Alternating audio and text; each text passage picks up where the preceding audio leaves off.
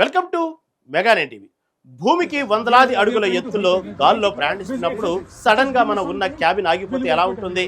కిందకు చూస్తే భయంకరమైన లోయలు, పైన చూస్తే కమ్ముకున్న చీకటి, దానికి తోడు భారీ వర్షం. ఈ ఊహ ఎంత భయంకరంగా ఉందో కదూ. సరిగ్గా ఇలాంటి నరకాన్ని అనుభవించారు కశ్మీర్ వెళ్లిన పర్యాటకులు.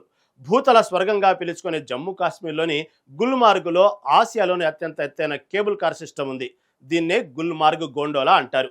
రోజు వేలాది మంది పర్యాటకులను హిమాలయ పర్వత శిఖరాలకు చేర్చే ఈ కేబుల్ కారు సడన్ గా గాల్లోనే ఆగిపోయింది.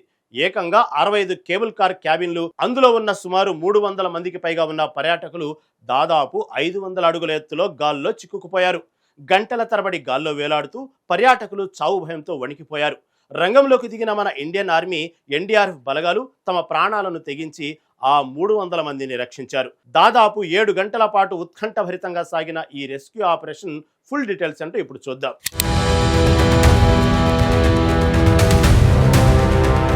భూలోక స్వర్గం లాంటి కాశ్మీర్ అందాలను ఆస్వాదించడానికి ప్రతి ఏటా లక్షలాది మంది పర్యాటకులు జమ్మూ కాశ్మీర్ వెళ్తుంటారు.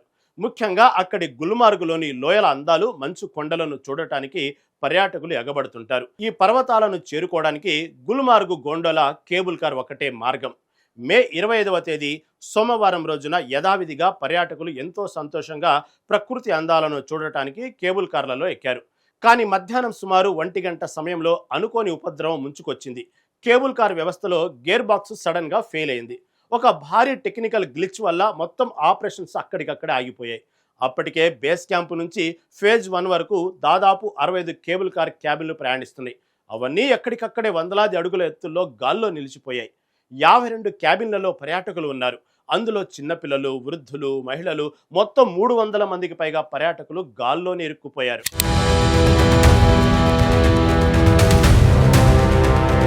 కేబుల్ కార్ ఆగిపోయిన మొదటి అరగంట పాటు ఏదో చిన్న సమస్య వచ్చిందేమో, వెంటనే మళ్ళీ స్టార్ట్ అవుతుందిలే అని పర్యాటకులు అనుకున్నారు. కానీ సమయం గడుస్తున్న కొద్దీ వారిలో టెన్షన్ మొదలైంది. పైగా ఆ సమయంలో వాతావరణం దారుణంగా మారిపోయింది. గుల్మార్గులో భారీ వర్షంతో పాటు వడగళ్ల వాన, బలమైన గాలులు వేయడం మొదలైంది.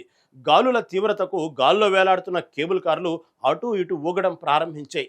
ఆ వణుకుకి లోపల ఉన్న పిల్లలు, మహిళలు భయంతో కేకలు వేయడం మొదలుపెట్టారు. 2017లో సరిగ్గా ఇలాంటిదే ఒక సంఘటన జరిగినప్పుడు ఒక చెట్టు విరిగిపడి కేబుల్ కార్ తెగి కింద పడి 7 ప్రాణాలు కోల్పోయారు. ఆ చేదు జ్ఞాపకాలు గుర్తొచ్చి ఇప్పుడు తమ పరిస్థితి ఏమవుతుందో అని ప్రతి ఒక్కరూ దేవుణ్ణి ప్రార్థించడం మొదలుపెట్టారు.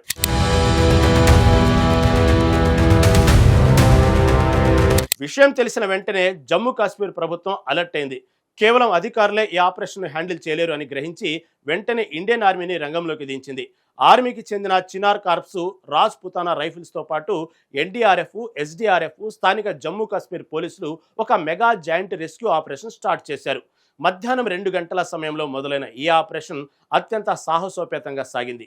రెస్క్యూ టీమ్స్ వర్షాన్ని, వణుకు పుట్టించే చలిని సైతం లెక్క చేయకుండా ఏటీవీ వాహనాల ద్వారా కొండల మీదకు చేరుకున్నారు.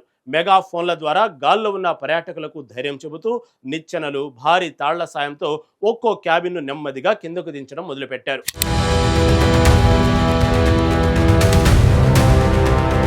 ఒక్కో కేబుల్ కార్ దగ్గరకు చేరుకోవడం, అందులో ఉన్న పిల్లలను భద్రంగా తాళ్లతో కిందకు దించడం, ప్రాణాలకు తెగించి దాదాపు 7 గంటల పాటు ఏకధాటిగా రెస్క్యూ టీమ్స్ ఈ ఆపరేషన్స్ చేశాయి. ముఖ్యమంత్రి ఒమర్ అబ్దుల్లా, లెఫ్టినెంట్ గవర్నర్ మనోజ్ సిన్హా స్వయంగా ఈ ఆపరేషన్ పర్యవేక్షించారు. రాత్రి 8 గంటల సమయానికి చివరి క్యాబిన్లో ఉన్న పర్యాటకులను కూడా సురక్షితంగా నేల మీదకు తీసుకురావడంతో అందరూ ఊపిరి పీల్చుకున్నారు. ఎలాంటి ప్రాణ నష్టం జరగకుండా మొత్తం 300 మందికి పైగా పర్యాటకులను కాపాడిన మన రియల్ హీరోస్ ఇండియన్ ఆర్మీకి, డిజాస్టర్ రెస్పాన్స్ టీమ్స్కి దేశవ్యాప్తంగా ప్రశంసల జల్లు కురుస్తుంది. ఈ ఘటనపై ముఖ్యమంత్రి అత్యున్నత విచారణకు కూడా ఆదేశించారు. అధికారులు సకాలంలో స్పందించడంతో పెను ప్రమాదం తప్పింది.